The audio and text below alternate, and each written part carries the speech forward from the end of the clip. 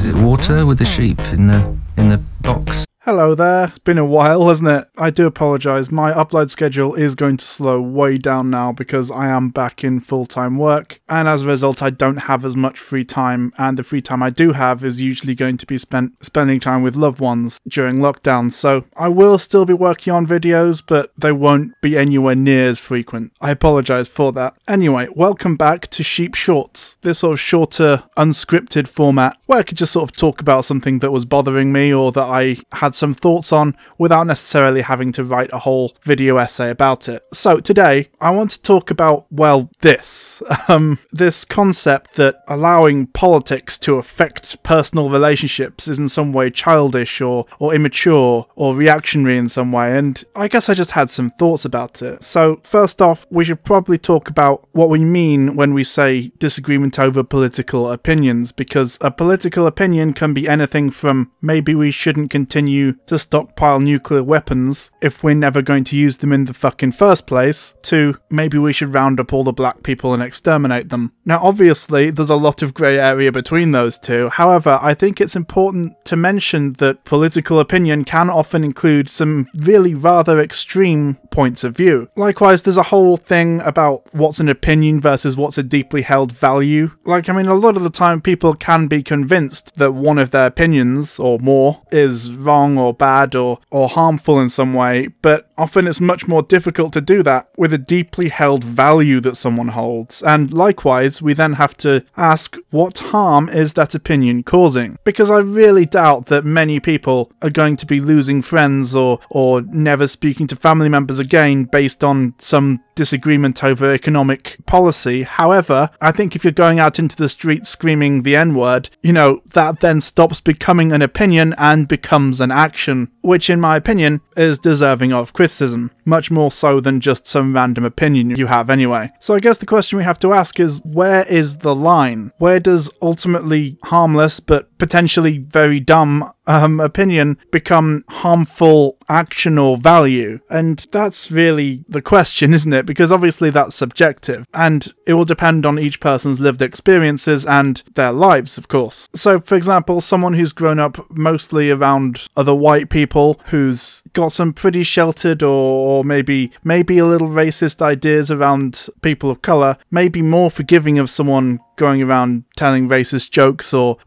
spreading racist opinions or rhetoric than someone like me who lives in quite a multicultural area who's really quite sensitive to this kind of thing. Because I know a lot of people and many of my loved ones are people of colour, so when someone makes some dumb racist joke, I'm more likely to take it more personally or to understand the ways in which it's harmful more than someone who just doesn't know any black people or anything like that. Likewise, obviously, a black person is probably going to be rightfully pissed off if you start just doing a racism. So a lot of the time it will depend on from person to person. But I think really the thing we need to bear in mind is that often this is not done frivolously or lightly. If it's a strong and valued relationship, then most people won't be willing to just toss it aside if one person makes some kind of off-colour joke or remark. However, if it's something more egregious, or if it's sustained, or if it implies some kind of deeply ingrained, genuine belief in some really offensive and harmful things, well, that's a different story. So allow me to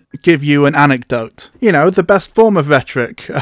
So I was best friends, on and off, and drinking buddies with this one guy I met when I was 17. We used to play board games, and back in the day I used to play D&D sometimes as well with him and a bunch of other friends. Most of our other friends sort of drifted apart when they all went to university, but for some reason I stayed in contact with this one guy. I introduced him to some of my uni friends, and for a time I probably did consider him my best friend. Now, as I said, that ebbed and flowed. Our relationship would get stronger and then get weaker again, you know, as long-term friendships do, and I slowly started to recognise that over time his posting on Facebook and at the pub and his weird jokes that he'd make started to veer in one specific direction. He got really into Gamergate. He was really on the Trump train, even though obviously he was British. And yes, he fell down the alt-right pipeline. But I didn't cut him off immediately. I tried desperately hard for several years to try and get him off, to try and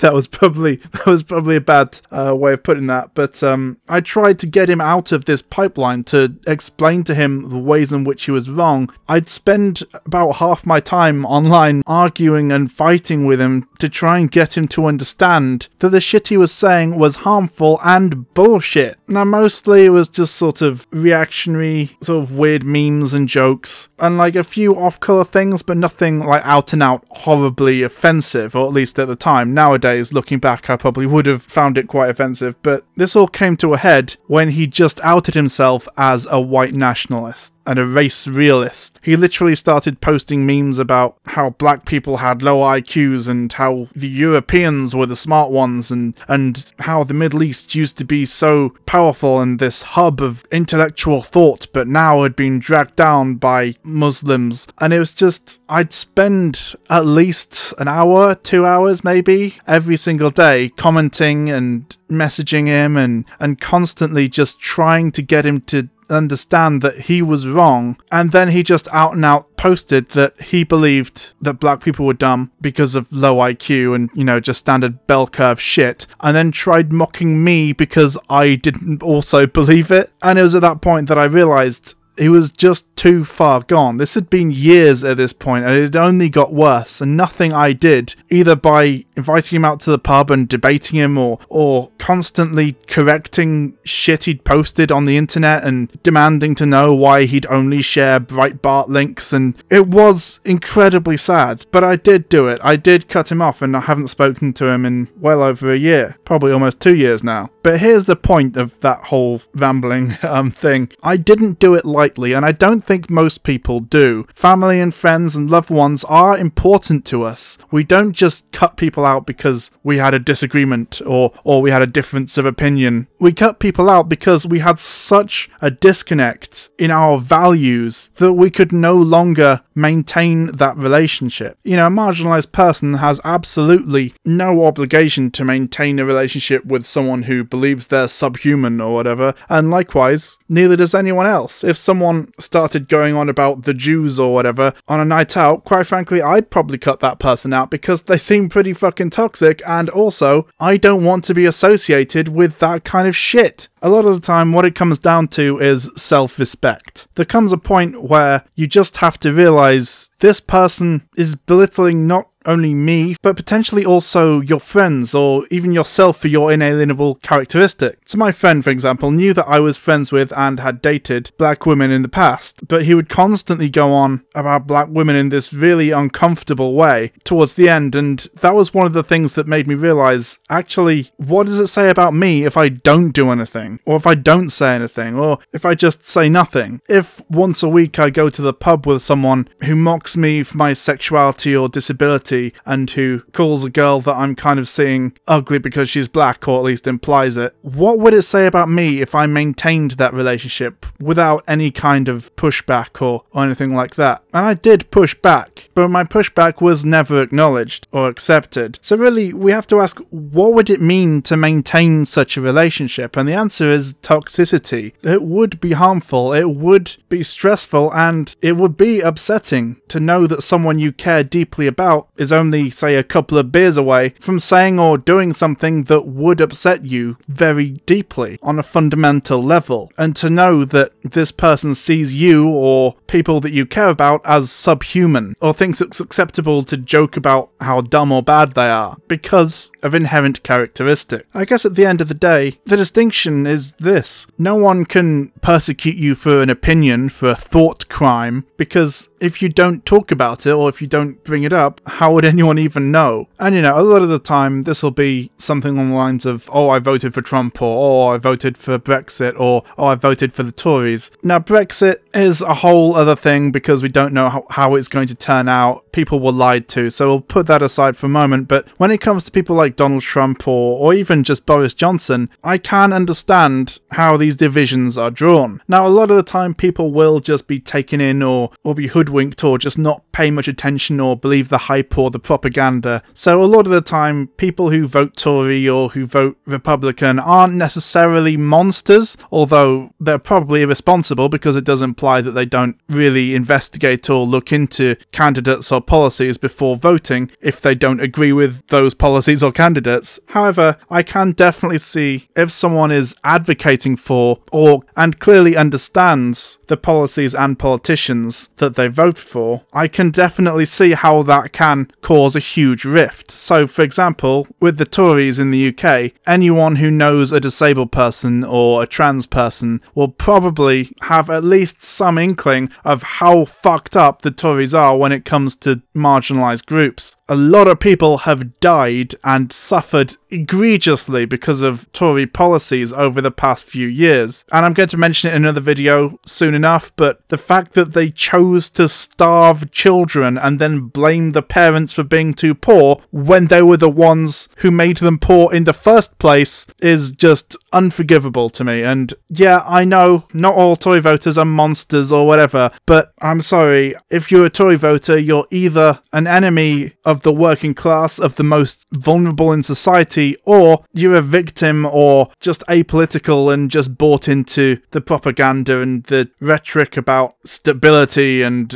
we're getting Brexit done and all that shit. Now, if you're part of the latter camp, I can see arguments happening, but I think it's probably unlikely that relationships are going to end over it. However, if you're in the former camp, I can. Sorry. I mean, there are those who are not directly affected by it and those who are, and both I can see having this reaction. That's just how empathy works. I mean, Donald Trump is by many metrics a fascist, and yes, I know that's debatable. I did make a whole video about it ages ago, but the fact of the matter is he keeps refugee children in concentration camps, persecutes and victimizes vulnerable groups, and has made his bigotry extremely clear. If you're one of those groups, if for example you are a refugee or the child of one, or if a family member is an illegal immigrant or Muslim or trans person or black or a member of Black Lives Matter and so on and so forth, then yeah, I can see you getting really rather upset with someone if they vote for someone who wants to actively harm either you or someone you care about. Likewise, if you're not directly affected by these things, that's how empathy works. If you meet someone who advocates for a party that wants to encourage black shirts to fucking brutalize black people, attempt to coup and deport all Muslims, even if you don't know anyone who's directly affected by those things, then yeah, I understand if you get pissed off with someone who's actively advocating for those things. Okay, I'm just rambling now. I just wanted to make my position on this clear. So, friendships and relationships to me don't necessarily have to be about shared values or goals or beliefs or whatever, although obviously it helps, but it is about respect and, above all, empathy. I don't know about you, but I would struggle to maintain a friendship with someone who saw me as less than human, or who advocated against my rights, or who accused people like me of indoctrinating and abusing children. Likewise, I can't imagine having such little empathy that I would be in a position where I'd even consider dating someone who claimed that trans people are in some way degenerate, or that black people are naturally violent, because that would require me essentially condoning these ideas with my complicit silence. Likewise, when it comes to my own personal characteristics, I'm afraid that I have some fucking self-respect, and as such, if someone tries to give me shit for my sexuality or my political beliefs or my appearance or whatever, I'm going to tell them to fuck off. So the chances of me successfully remaining friends with a homophobe are basically non-existent. When people say shit like, why are you letting politics destroy a perfectly good relationship, what they're actually saying is, can't you just set aside your most fundamental and important values in order to maintain a toxic connection to someone who in all likelihood doesn't respect you or many of your loved ones? And frankly, the answer is